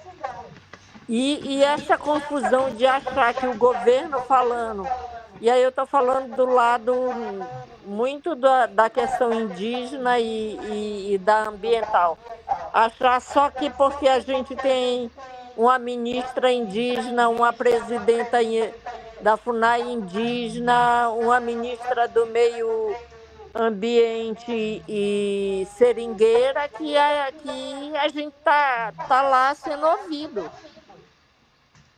Não é verdade. O governo está sendo ouvido. Ali ele representa o governo. Ali eles não representam a gente, os nossos movimentos. E mais uma vez a gente ficou falando entre nós. Eu falei numa coisa bem que eu achei bem interessante, dessas coisas que pegam a gente pelo meio do caminho, né? Aí me pegaram para falar no meio do caminho num evento que era só de mulheres empresárias. Foi a única vez que eu falei para quem não era de nós. E foi muito interessante. Infelizmente pegou fogo logo em seguida lá na COP, né? Lá na África, mas não fui eu que toquei fogo não, gente. Mas foi um momento bem interessante dessa coisa da gente sair das nossas bolhas de estar falando para nós mesmos, né, e estar falando para o outro. Então eu tive 2 momentos assim, que foi com esse das mulheres empresárias e lá com o pessoal do EPS, né, quando estava falando para a empresa. Então esses encontros lá, e uma coisa que é muito legal que eu achei nessa COP, que eu não tinha visto em nenhuma das outras que eu fui, que eu achei bem positivo, foi a questão dos cinemas, sabe, dos filmes, sabe, da questão da cultura mesmo, né? A cultura levando a informação, o cinema levando as informações, sabe? E para nós, assim, do GTA, eu acho que, e F-Bons, né? Mas eu estou muito com um olhar muito, e nós mesmos da Amazônia, que nós tivemos um grande encontro nosso, né? De a gente se olhar ali, nós mesmos, os amazônidas se olhando. Então, esse é que, para mim, é o grande legado dessa COP, e aí eu concordo com o Maurício e o Adilson, né, nas falas deles. Mas eu acredito que, numa próxima, nós devemos nos preparar bem antes, para que a gente realmente seja ouvido, para que a gente realmente esteja nos espaços de decisões. Eu vi um esforço danado do Rubinho lá com a questão de Escazú, mas ainda parecia Escazú muito distante de todo mundo, de todas as coisas, entendeu? E que é uma pauta super importante para nós que somos defensores e defensoras. Bom, é isso, gente. Eu sei que o tempo é pouco, mas queria só dar uma contribuída aí. Muito bem, muito obrigado, Neidinha, muito legal aí, essa importância de falar para os outros também, não só para nós mesmos, muito legal essa possibilidade que você teve lá. Bom, acho que ninguém mais levantou a mão, eu acho que até Sila voltou aí, mas vamos para as considerações finais então, né? Começando com o Rubinho. Rubinho, suas considerações finais aí para a gente, os encaminhamentos. Afinal, só pelo cansaço, porque a gente nunca termina, né? Mas só para lembrar, quem quiser praticar uma outra COP no Brasil, só lembrar que em março de 2026 vai ter a COP da Convenção de Espécies Migratórias em Campo Grande. É uma COP bem menor, não tanto polêmica, embora tenha suas polêmicas, com aquelas mesmas dificuldades de ONU, que às vezes não dá em nada, os textos genéricos, mas quem não teve chance ou quiser fazer um exercício, ou quer participar de uma COP, tem essa lá em Campo Grande. E para quem está com essa pauta de conservação de fauna, especialmente, né? Mas dizer que, assim, eu acho que os pontos comuns que foram destacados por Sueli, Caetano, Adilson, Sila, Neidinha, Maurício, é que a gente tem que manter um nível de articulação intenso, até porque o ano que vem é ano de eleição, a marcha dos retrocessos não termina hoje com a cassação do Eduardo Bolsonaro e do Ramagem, acho que vocês sabem que foram cassados. Eu acho que PL da dosimetria, o projeto de decreto legislativo para suspender o PRONAR, o Programa Nacional de Redução de Agrotóxicos, são parte da pauta conservadora que, lamentavelmente, agora vem sendo capitaneada também pelo presidente do Senado, por algum motivo que eu desconheço, talvez eleitoral, talvez ele queira se firmar como candidato para alguma coisa com apoio da direita, porque ele está comprando essa pauta da direita de uma forma avassaladora. Então, acho que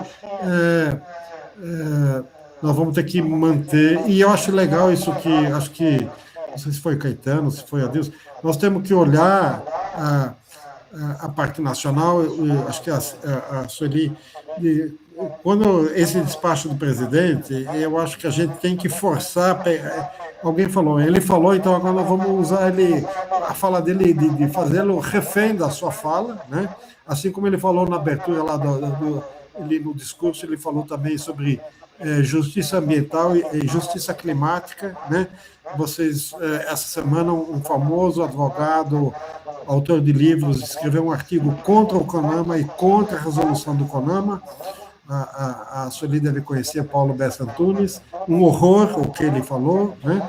E então nós vamos ter resistência de vários setores a algumas dessas coisas, né?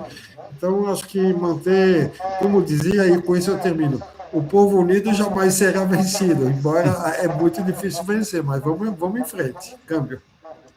Beleza, Rubinho. Não, a gente não pode desistir, não. É esperançar, como diria o Paulo Freire, né? Sueli, suas considerações finais. Então, eu queria agradecer o convite. A gente vai ter um 2026 bastante problemático pela frente. As eleições, elas não vão ser simples. Eu queria deixar, assim, chamar a atenção para a importância de nós prestarmos atenção e fazermos esforços em relação às eleições para o Legislativo. Porque o Congresso Nacional, gente, está sendo, assim, está destruindo toda a política ambiental em tudo que eles podem, e a gente, em geral, em ano eleitoral, fica muito em presidente, nós temos que fazer isso, mas eu acho que a gente tem que fazer um esforço da sociedade civil para que a população considere a questão ambiental, considere a questão climática na atuação de quem vai entrar no Legislativo. A formação do Legislativo hoje, nesse sentido, é a pior possível e pode ser que ano que vem fique pior ainda, né? O Ulisses Guimarães, que eu acho que falava, se você acha que o Congresso está ruim, espere o próximo, né? Espere a próxima legislatura. Então, eu acho que tem um esforço grande de acompanhamento e no primeiro semestre, provavelmente, vai ter uma pressão grande para a flexibilização de outras leis ambientais, além da lei do licenciamento. Parte grande do Congresso precisa dessa destruição acha que precisa dessa destruição para as suas campanhas, né? É bacana na cabeça deles implodir com legislação ambiental. Então, esse é um ponto que vai ter que estar na nossa atenção no ano que vem. Acho que nós vamos ter que fazer isso de forma muito articulada e tentando realmente, pelo menos, se a gente conseguir botar meia dúzia de parlamentares ambientalistas realmente no Congresso, isso já faz toda a diferença. Já foi melhor, realmente nós temos que nos esforçar para que isso melhore um pouco no próximo Congresso, temos que tentar, pelo menos, fazer isso. Demais, eu queria comentar com a Cila que a ação do Bloco 59, ela foi conversada com as comunidades, não por mim especificamente, mas entre os autores da ação estão a PIB, COIAB, CONAC e CONFREM. E essas organizações fizeram os contatos, lógico que não são um monte de assembleias, mas, Cila, no máximo que a gente conseguiu fazer, em termos de representatividade, a gente fez. Nós nunca tivemos uma ação com 4 movimentos sociais junto com a gente. Essa é a primeira vez em que nós botamos todo mundo junto, e nós estamos tentando que nas decisões sobre essa ação, todos os movimentos participem em igualdade de condições com as ONGs ambientalistas, com as 4 ONGs ambientalistas que estão liderando. Então, isso é uma promessa mesmo, é uma ação que está sendo levada de um modo diferente do usual, tentando chegar mais perto do território e ter uma decisão que reflita, né, aquilo que as comunidades estão demandando.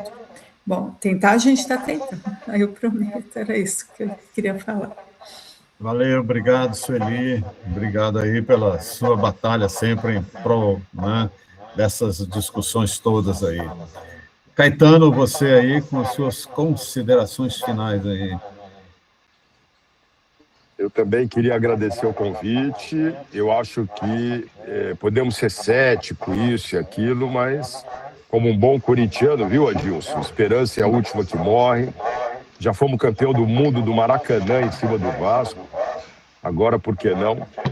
Não, mas eu sou vascaíno, meu amigo. Eu sou vascaíno. Então, parabéns para nós. Amigo, viu? É sua obrigação, assim como a minha, ser corintiano.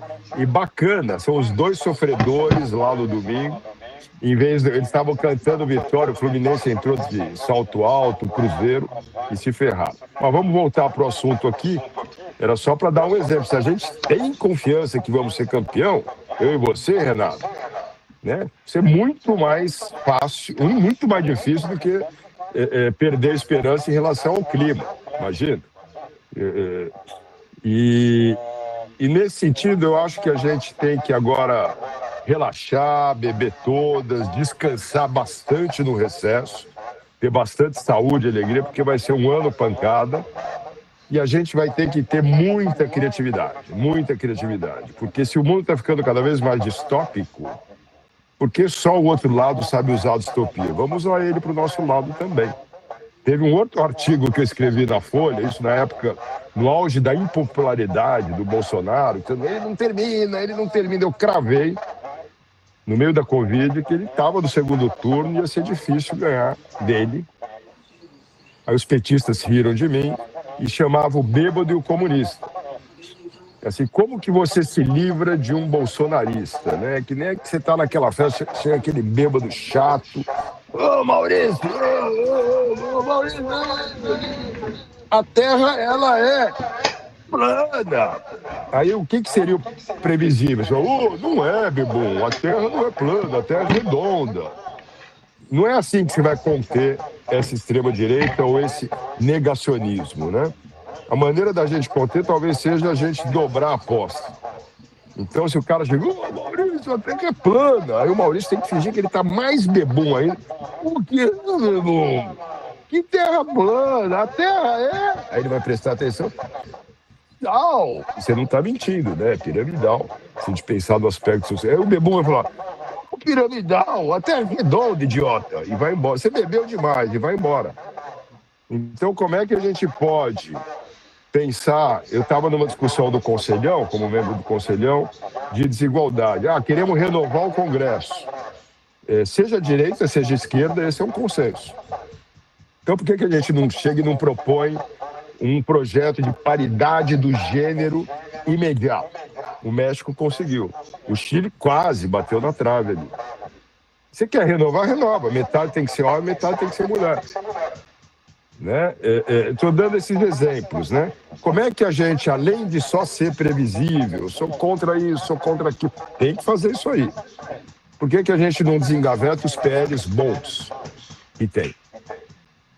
Né? Desengaveta e não adianta ser 30 PLs. Você tem que comunicar para a sociedade 2 e 3, 2 ou 3 bandeiras e a gente focar nisso aí. Então, assim, a esperança está nessa criatividade, tá, em aproveitar a distopia para o nosso lado. Se está aí, a moda é a distopia, então, se eles usam, a gente também vai usar. E, com todo respeito ao seu Vasco, ser criativo para destravar aquela saída de bola e virar esse jogo no domingo. Obrigado. Que ganhe o melhor, meus amigos. Vamos ver domingo direitinho. Então, Silas, você conseguiu voltar, que bom aí. Então, para as suas considerações aí, finais, para a gente encerrando com toda a força, toda a energia aí. Essa conversa de futebol, né, é demais. Olha, Vasco, Corinthians, Flamengo. Mas deixa eu dizer, eu acho que todas as falas aqui a gente converge que a gente precisa avançar, principalmente no legislativo, né? E o nosso maior desafio para 2026 vai ser eleger a Nedinha senadora da Amazônia. Esse é o nosso maior desafio para 2026. Né? A gente acredita nisso, né, Nedinha? E aí... Ainda bem que vocês acreditam, né? E aí, esse é um dos desafios, porque eu acho que a gente precisa, de fato, fazer com que realmente a gente transforme e mude esse legislativo. E aí vai depender de nós. Mudar esse legislativo vai depender de nós muito no nosso território, na nossa construção, na nossa capacidade de articulação política, nossa capacidade de que a gente, de fato, vença, né,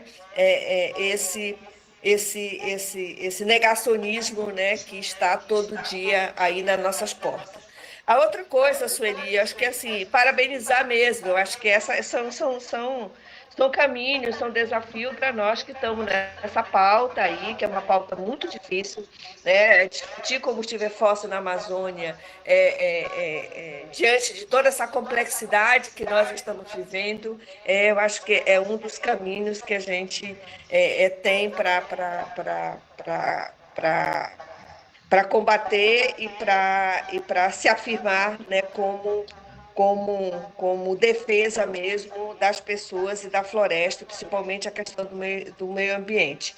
E para concluir, eu sempre costumo dizer que o que eu vivi durante esse ano na COP, né, eu vivi a COP durante não só, mas 12 meses, todo dia, morei em Belém 12 meses, né? E no final ganhei uma como chama? Uma pressão alta, né? Estou aqui num tratamento de pressão, um monte de coisa aí, de tanta tensão, de tanta coisa, mas, enfim, dizer que a esperança, né, é a última que morre, e esperançar é o que nos move, e o fazimento faz a diferença, né? Se cada um de nós tivermos o nosso fazimento, e se cada um de nós nos fortalecer como movimento, nos fortalecer, que dizer que 2026 nós vamos fazer diferente, eleger pessoas diferentes nos nossos estados, na nossa base, nós temos essa capacidade de vencer. Não é fácil, mas nós temos essa capacidade. Agradecer o Renato, agradecer o Rubinho, Maurício, né? Que honra participar desse espaço com a Sueli, com o Caetano, né? E dizer que fazer esses debates é importante, mas nós na Amazônia ainda continuamos dizendo: fale de nós com nós e a resposta somos nós. Valeu, Sila, muito obrigado aí também pela sua fala, pela sua batalha aí, né, na coordenação do GTA e toda essa articulação que você também está aí na frente. Tomara que essa pressão baixe aí. Vamos ver se agora, como o Caetano falou, vamos dar um tempo, vamos relaxar um pouquinho nesse final de ano, né? Bom Natal para todo mundo, que 2026 seja realmente um grande momento aí para o fortalecimento da sociedade civil. A gente pode até dar um abraço aqui agora, todo mundo dando um abraço bem apertado aqui para a gente se manter unido, manter articulado. Renato, que tal se... Tirar foto, né? Eu já tirei uma foto aí, pode tirar mais também. São várias então, páginas. Eu acho que a gente finaliza aqui esse momento muito importante, né? Agradeço a presença aí dos nossos painelistas, Caetano, Rubinho, Sueli e Sila, e todos presentes aqui, alguns baianos aí, obrigado aí aos baianos que estavam presentes também, além de todos os outros lugares, né? E vamos junto aí, acho que o F-Bons, né, o pessoal aí da coordenação, Rubinho, Maurício, Sila, vamos ver se a gente faz uma agenda bem legal também, junto com os parceiros aí de todas as outras organizações, né, e Rede Mata Atlântica, Rede Pampa, Rede Pantanal, né, e outros movimentos, né, quilombolas, indígenas e ribeirinhos, né, o pessoal da Confrem, né, da CONAC, tudo bem. E vamos junto aí, eu acho que a gente está no caminho certo, né?